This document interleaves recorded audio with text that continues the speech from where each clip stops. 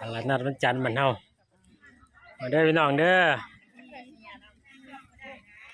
ห่านในเฮียตุ้ยพี่กวานเพิ่นนี่สั่งได้เด้อจ้ากะลาบ่ได้สั่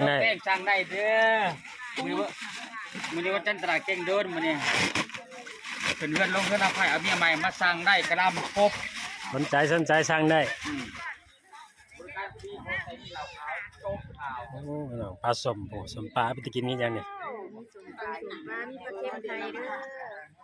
ย่าเขาก่อนจะไปอยู่เนี่ยเขาไปหลอกเขาถามมันขึ้นก็ขึ้นแบบบ่คือไล่สดเมื่อก่อนร้านนี่ก็ย่านอกนี่ก็ได้ปลาเด้อปลาสดๆโหด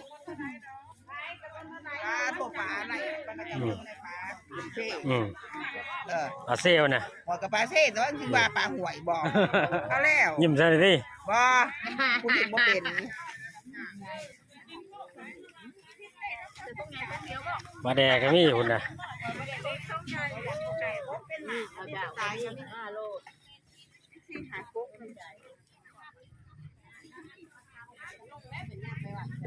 ซีนพี่น้องซีนผมงามผม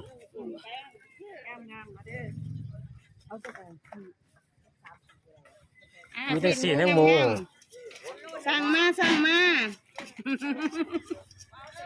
เขาก็ปิ้งไก่ปิ้งมากปิ้งไก่แกงเท่าก่อนมู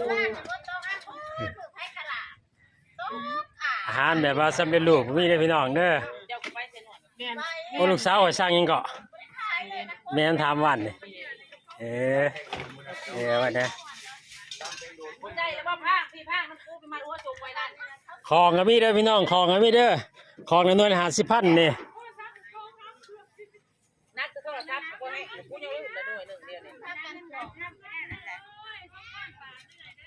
ก็มีสมพักพี่น้องอันนี้ก้อยหูก้อยหางมุกหน่อไม้เขากำคันผู้เฒ่าเด้อหมากผู้ตลาดนัดจึงโดนเหมือนเนี่ยอาการกองอาการจองจะบดบนเลยจังไดเอา10,000